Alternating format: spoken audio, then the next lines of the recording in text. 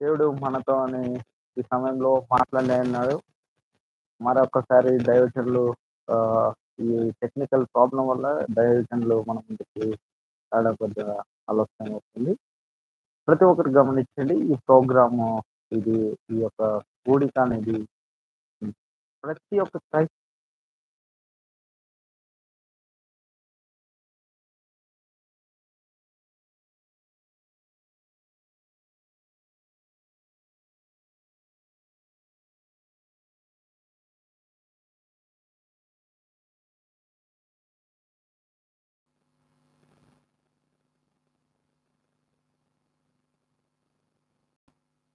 Ready to go అనే ఈ యొక్క ఆధ్యాత్మికమైన క్రైస్తవ ప్రపంచానికి సరికొత్త రీతిలో రెడీ టు గో అనే ఈ యొక్క ప్రోగ్రామ్ని మీ ముందుకు తీసుకొస్తున్నాను.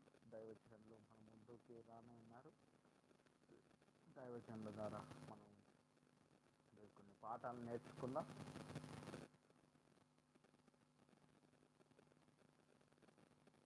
ఈ జీవితాన్ని మార్చే దేవుడు ఉన్నాడు. ఈ జీవితంలో సరికొత్త వెలుగునిచ్చే దేవుడు ఉన్నాడు. ఆయన ప్రభు అయిన క్రీస్తు. ఇది ఎటువంటి మోమాటం లేకుండా చెప్పడానికి నేను ఇష్టపడుతున్నాను.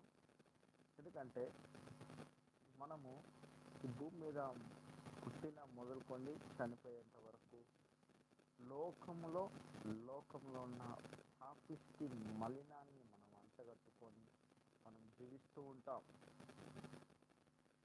ప్రభువు మన కొరకు ప్రాణం పెట్టి తిరిగి లేచిన కారణం ఏంటంటే ఈ పాపిష్టి లోకంలో మనుషుడు పరిశుద్ధంగా జీవించాలని. కేవలము ఈ పాపిష్టి లోకంలో మనుషుడు జీవించడమే కాకుండా ఆయన నిత్యత్వంలోనికి చేర్చబడ్డానికి ఈ లోకంలో మనము ఆయన స్వరూపంలో చేసుకున్న మనల్ని ఆయన నిత్యత్వంలో ఆయనతో కూడా ఉండడానికి. ఈ లోకము శాశ్వతమైనది కాదు. ప్రతి మనిషిని అడిగినా, అది క్రైస్తవుని అడిగినా అన్యులను అడిగినా ఆ విషయాన్ని తేట తెల్లంగా వెల్లడిపరుస్తారు. కాబట్టి ప్రతి ఒక్కరు జ్ఞాపకం ఉంచవలసిన విషయం ఏంటంటే ఈ లోకము శాశ్వతమైనది కాదు. మనం నిత్యత్వంలోనికి చేర్చబడాలి అంటే క్రీస్తు యేసు ప్రభువు ద్వారానే సాధ్యం. ఎందుకంటే ఇది బలబుద్ధి చెప్తుంది ఏంటంటే బైబిల్ చెప్తున్న మాటల్లో ఒక మాట, ఎవడైతే నమ్మి బాప్తిసం పొందుతాడో వాడు ఎలా నమ్మాలి అంటే క్రీస్తు యేసు ప్రభు దేవుడు ఈ లోకాన్ని సృష్టించిన సృష్టికర్త అయిన ఏకైక కుమారుడు, ఈ లోకాన్ని సృష్టించిన సృష్టికర్త యొక్క కుమారుడని విశ్వసించి ఆయనే శరీరధార నరవతారిగా ఈ భూమి మీదకి వచ్చాడని ప్రతి మనుషుడు విశ్వసించడం వల్లే దేవుడు తన రక్షణలోకి మనుషుల్ని పిలుచుకుంటున్నాడు.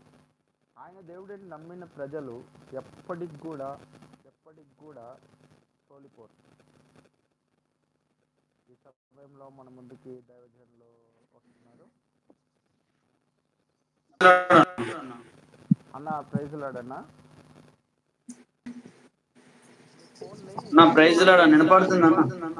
వినపడుతుందన్న. మీ ఫోన్ని నాలాగా పెట్టండి అన్న.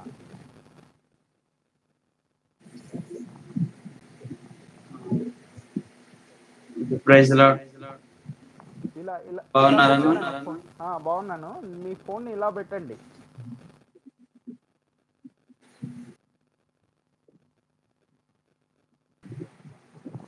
రైట్, ఇది కరెక్ట్.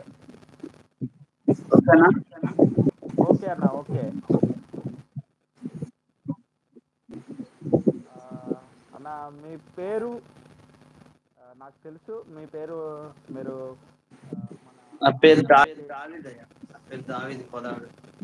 ఓకే అన్న. ఏ ఊరు అన్న మీ ఊరు? మీ ఊరు ఎక్కడన్నా అన్న? మీ ఊరు ఎక్కడ అన్న? వినబడుతుందా?